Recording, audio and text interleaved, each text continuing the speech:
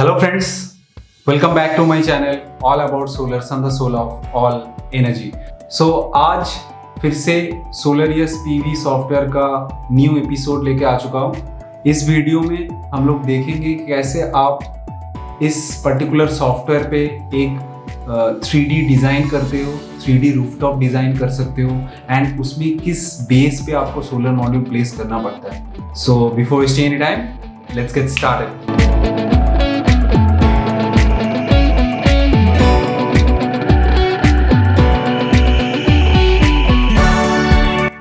इस सॉफ्टवेयर में जो 3D ऑब्जेक्ट हम ड्राइंग करेंगे तो उसको ड्राइंग करने के लिए जो प्लेटफॉर्म स्पेसिफिकली यूज होता है that is called building information modelling और BIM सिस्टम डिजाइन। ये सिर्फ सोलर के लिए नहीं, बाकी बहुत सारे कंस्ट्रक्शनल वर्क के लिए भी यूज होता है। तो यहाँ पे सिर्फ हम सोलर पर्पस के लिए देखेंगे एंड इसका बेसिक कॉन्सेप्ट को अंडरस्टैंड करने का कोशिश करेंगे, क्योंकि ये सॉफ्टवेयर पे ड्राइंग थोड़ा सा अलग है लेकिन उतना भी टफ नहीं है। हम अगर सही तरीके से इसका बेसिक कॉन्सेप्ट को समझ लेते तो हम इजीली इसमें ड्राइंग कर सकते हैं। So let's go to my screen. So last video में जैसे हम लोगों ने डिस्कस किया था कि कैसे आप इस पर्टिकुलर सॉफ्टवेयर में एक लोकेशन को ऐड करते हो एंड उस लोकेशन का सोलर रेडिएशन को कैसे सॉफ्टवेयर में इंपोर्ट किया जाता है। आज हम लोग ड्राइंग के बारे में देखेंगे, कैसे इसमें ड्राइंग किया जाता है। तो अगर आप लास्ट एपिसोड को नहीं देखे हो तो काइंडली कार्ड पे लिंक आ रहा है, उसको काइंडली देख लीजिएगा, तो आपको यहाँ पे उसको सिंक्रोनाइज होने में सही होगा। तो सबसे पहले ये मेरा साइट लेआउट आप लोगों को मैं दिखा देता हूँ। This is the layout of the site. तो यहाँ तक जो लोकेशन वाला पार्ट था इसको हम ऑलरेडी कवर कर चुके। तो अभी हम लोग जाएंगे सिस्टम में, that means system design part में, जहाँ पे हमें डिज़ाइन करना पड़ेगा। तो यहाँ पे आप देख सकते हो कि बहुत सारे ऑप्शंस दिए हुए हैं कि नेम, साइट का डिस्क्रिप्शन, एड्रेस, ये सब चीज़ें आप डाल सकते हो एंड ये आपका 3 फेज वोल्टेज है। एंड बाकी जो यहाँ पे सिस्टम्स आपको दिख रहा है, एनर्जी स्टोरेज, समरी, ये सारा चीज़ें बाद में आएगा जब आप मॉड्यूल को ऑलरेडी प्लेस कर लोगे। तो ये सिस्टम वन आप कोई भी नाम दे सकते हो एंड आपका कोई भी साइट का डिस्क्रिप्शन हो वो आप यहाँ पे डाल सकते हो। तो अभी फिलहाल हम चले जा रहे हैं BIM सिस्टम डिज़ाइन पे। तो इस पर आप क्लिक करो तो आपको ये BIM एडिटर लॉन्च कर देगा।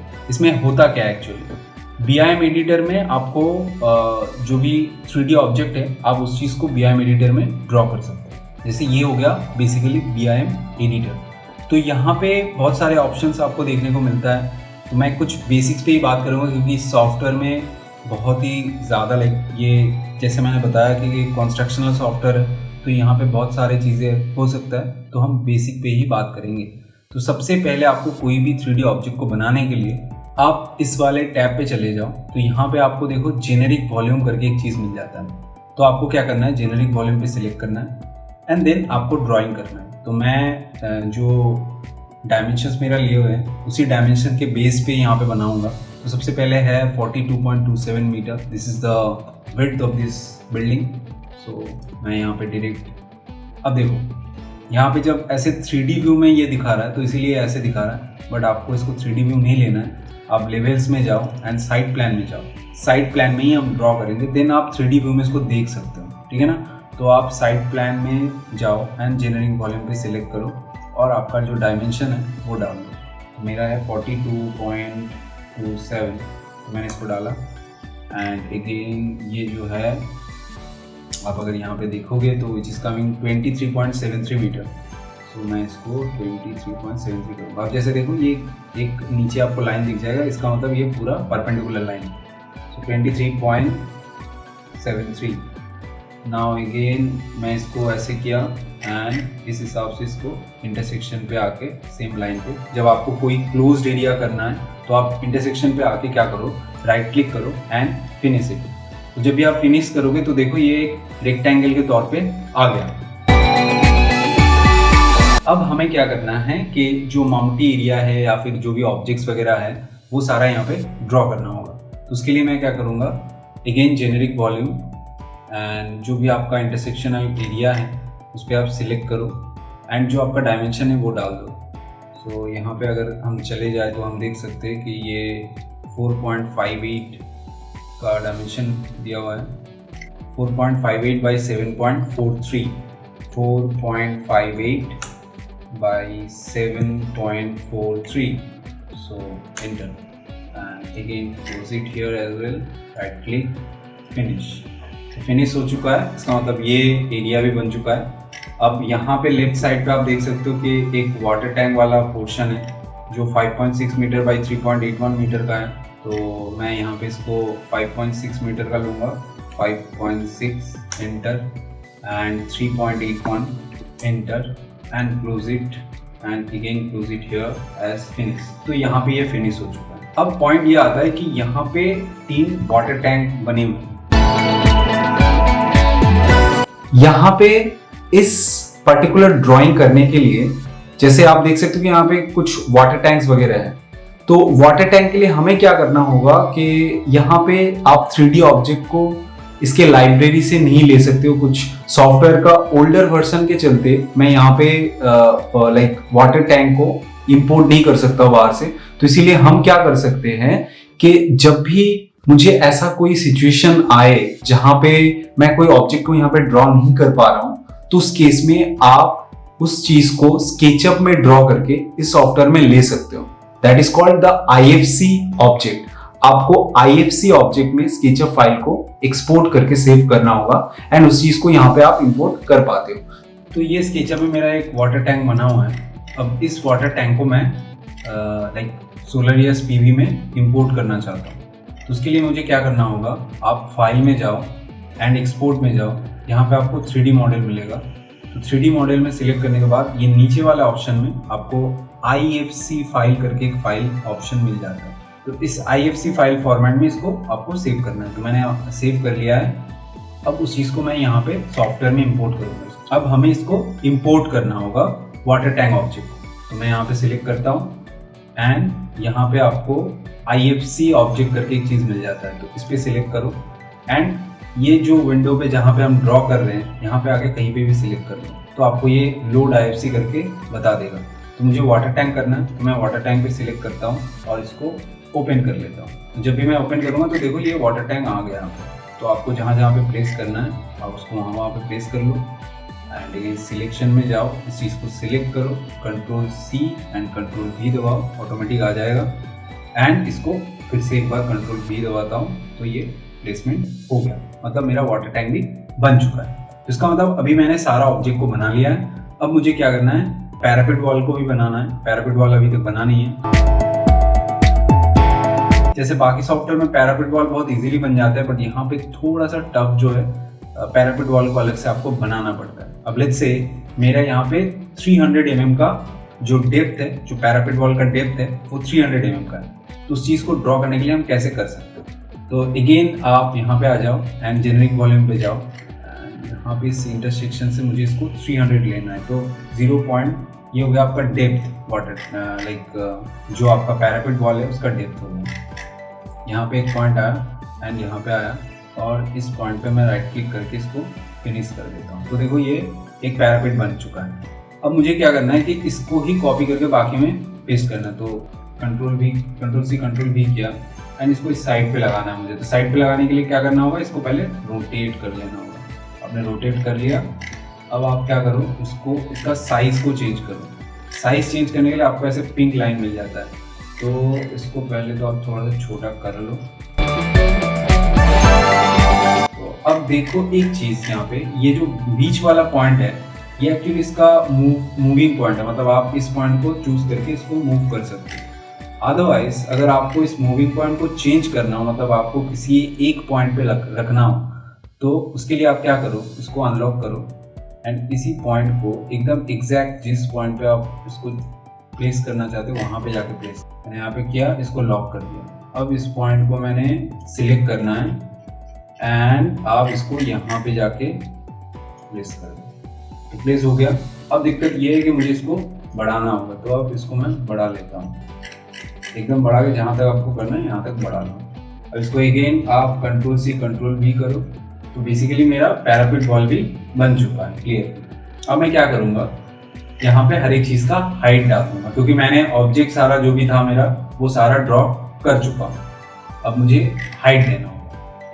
दीवार को ही कंसीडर कर रहा है, बट मैं 3D व्यू में अगर आ जाता हूँ तो 3D व्यू में ऐसे दिखा रहा है, तो इसको हाइट दे देते क्या हाइट आ रहा है। इसका हाइट यहाँ पे जैसे देखो 3.2 मीटर का हाइट दिया हुआ है, तो मुझे यहाँ पे लेट्स से 9 मीटर का हाइट चाहिए, तो मैं 9.00 टाइप करके एंटर करूँगा, तो ये हाइट ऑटोमेटिक आ चुका है। नाउ मुझे एक बार फिर से साइड प्लान में आ जाते हैं। अब इन सारी चीज़ों का हाइट देना है, तो इसका हाइट 9 मीटर के ऊपर और भी 3 मीटर है, तो मैं यहाँ पे इसको क्या कर दूंगा 12 मीटर का हाइट दे दूंगा, 12 पॉइंट। अगेन आप 3D व्यू में एक बार जाके देख सकते हो, तो देखो ये आ चुका है। अगेन आपको बाकी चीज़ों का भी देना है, तो साइड प्लान में आओ। अब इसको मुझे हाइट देना है कि जो 9 मीटर है उसके ऊपर ये थोड़ा सा 200 mm हाइट पे है, तो मैं 9.2 मीटर कर देता हूँ। एंड वाटर टैंक को भी मैं यहाँ पे, वाटर टैंक का हाइट आप यहाँ पे डेल्टा में डाल सकते हो, तो मैं डेल्टा में इसको डाल देता हूँ कि चलो 9 मीटर।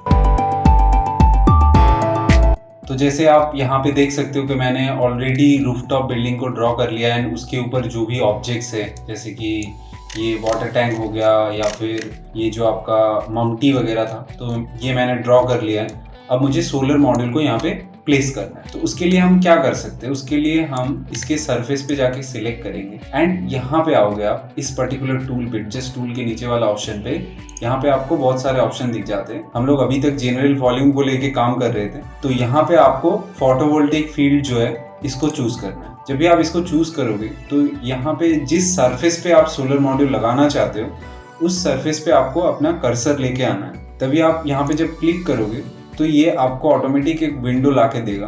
तो इस विंडो में क्या करना है, यहाँ पे आपका क्या एरिया आप सोलर मॉड्यूल के लिए यूज करना चाहते हो वो दिखा रहा है। इसको आप यहाँ पे इस पॉइंट से चेंज भी कर सकते हो, बट अदरवाइज आपको अगर नहीं चेंज करना है, जैसे मैं यहाँ पे चेंज नहीं करना चाहता हूँ, मुझे ये ऐसे ही रहने देना है, तो मैं इसको जस्ट यहाँ पे फिनिश कर दूंगा। तो जब भी हम फिनिश करेंगे तो देखो इसका मतलब ये जो पर्टिकुलर सरफेस था इसका कलर चेंज हो चुका है। इसका मतलब ये है कि अब यहाँ पे आप सोलर मॉड्यूल प्लेस कर सकते हो। तो आप क्या कर सकते हो, इस पे जाके सिलेक्ट करो। जब भी आप सिलेक्ट करोगे इस जगह पे आपको डिजाइन पीवी फील्ड का ऑप्शन दिख जाता है। तो ये डिजाइन पीवी फील्ड एक्चुअली हो गया कि आप इस पे क्लिक करके अपना जो भी सोलर मॉड्यूल है जिस हिसाब से आप उसको यहाँ पे लगाना चाहते हो वो आप कर सकते हैं। इसके लिए मैं यहाँ पे सिर्फ इसको सिलेक्ट करता हूँ। जब भी आप यहाँ पे पीवी डिजाइन फील्ड में सिलेक्ट करोगे तो आपको ऐसा एक विंडो दिख जाएगा। अब यहाँ पे आपको क्या करना है कि parallel to surface and not parallel to surface. इसका मतलब हो गया कि आपका जो मॉड्यूल है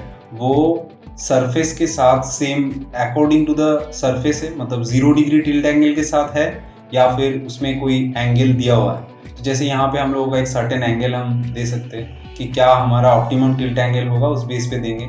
तो यहाँ पे मैं जैसे नॉट पैरेलल टू सरफेस है, पैरेलल टू सरफेस है, तो मैं नॉट पैरेलल टू सरफेस करूंगा। इसके बाद यहाँ पे आपका माउंटिंग स्ट्रक्चर कैसा है, फिक्स्ड माउंटिंग स्ट्रक्चर का यहाँ पे ऑप्शन है। एंड यहाँ पे different azimuth and tilt angle के लिए क्या रेडिएशन और क्या एफिशिएंसी हो सकता है वो डिटेल दिया हुआ है। ये बहुत ही अच्छा चीज़ है कि डिफरेंट एंगल एंड एजिमुथ पे, टिल्ट एंगल पे क्या आपको जनरेशन मिल सकता है उसका डिटेल यहाँ पे दिया हुआ है।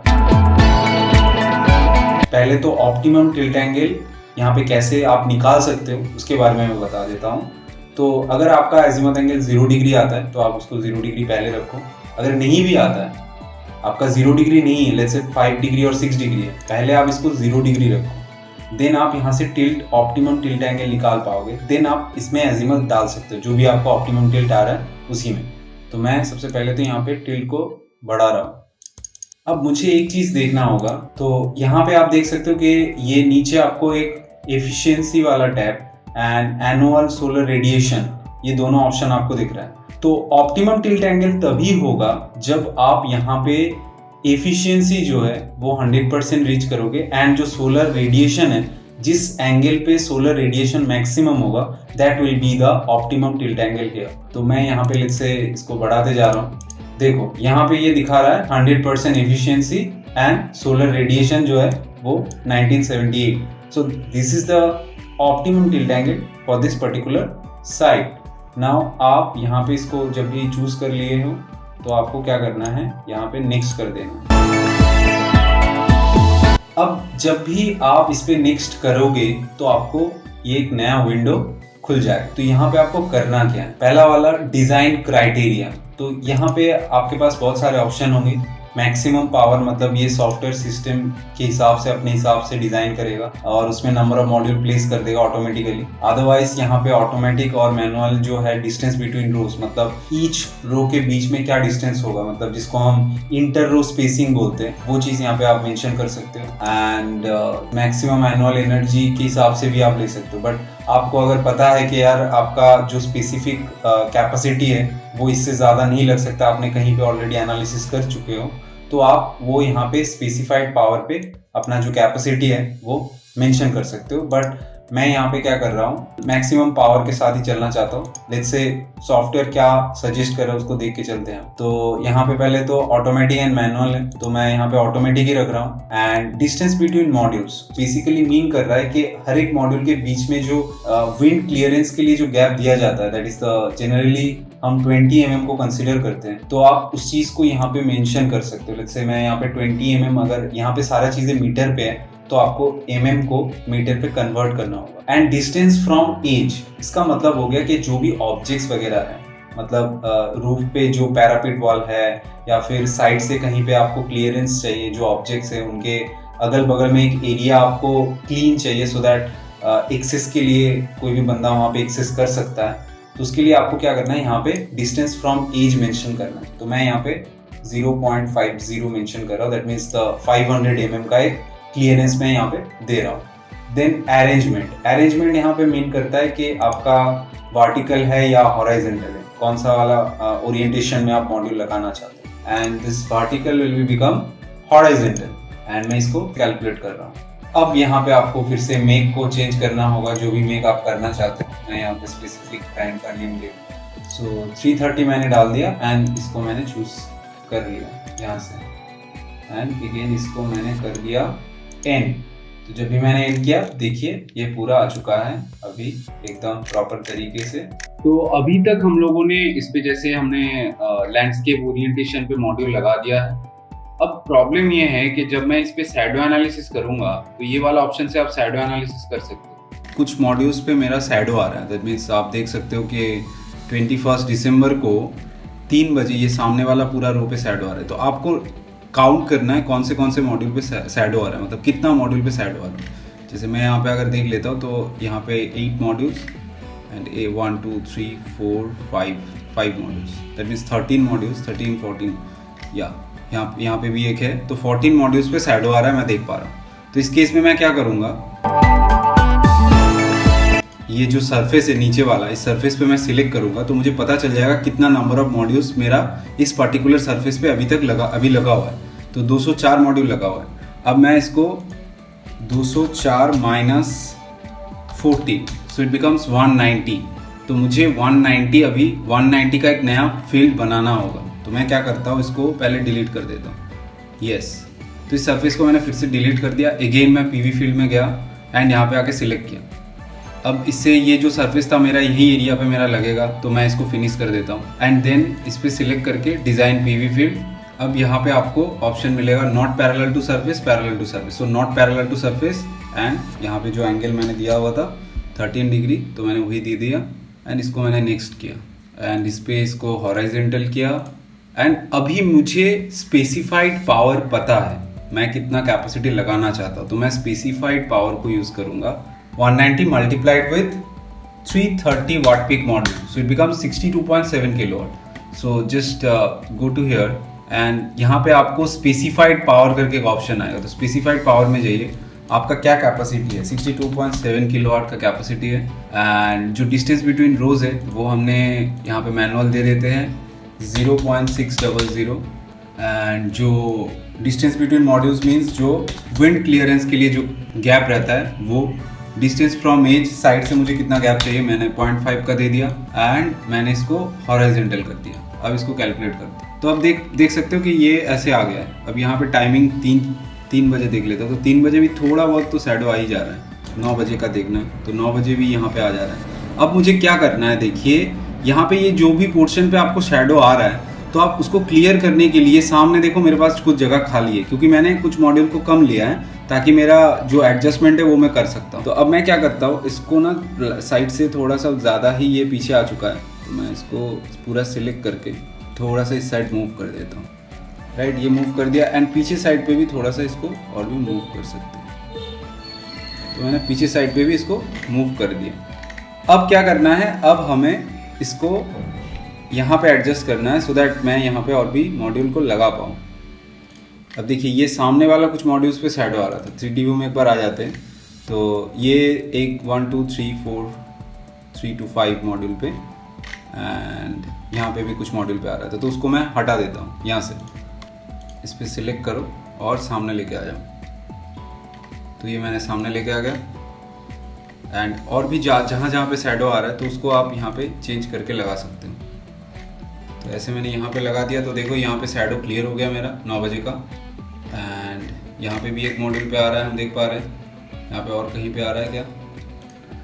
ओके, अब देखो यहाँ पे 3 बजे ये सामने वाला भी थोड़ा बहुत आ रहा है, तो मैं इसको पहले तो थोड़ा सा मूव कर लेता हूँ। आप मल्टीपल मॉड्यूल को सिलेक्ट करने के लिए शिफ्ट की यूज़ कर सकते हैं, राइट। अब देखो ये थोड़ा सा क्लियर हो चुका है सामने वाला पोर्शन पे शैडो। अब मैं यहाँ पे जो भी मॉड्यूल पे शैडो आ रहा है उसको हटाता हूँ पहले। तो शैडो मेरा 3 बजे तक का कोई शैडो का इम्पैक्ट नहीं है। सुबह के 8 बजे 9 बजे तो 9 बजे से कोई शैडो नहीं आ रहा। Now when you have done with this thing, आप अब क्या कर सकते हो, इस पे इन्वर्टर एंड मॉड्यूल को प्लेस कर सकते हो। कहाँ पे इन्वर्टर और कहाँ पे मॉड्यूल आपको लगाना है। So that's all from my side. अगर आपको ये वीडियो अच्छा लगा हो तो काइंडली मेरे इस चैनल को सब्सक्राइब कीजिएगा। और इस चैनल पे मैं वीकली बेसिस पे सोलर सॉफ्टवेयर का डिफरेंट ट्रेनिंग सीरीज लाता हूँ एंड आगे भी हम सोलर रिलेटेड और भी software and product related discussion इसमें करेंगे। तो काइंडली आपको अगर सोलर फील्ड में इंटरेस्ट है एंड टेक्निकल फील्ड में इंटरेस्ट है तो आप इसमें ज़रूर लाइक एंड सब्सक्राइब ज़रूर कीजिएगा।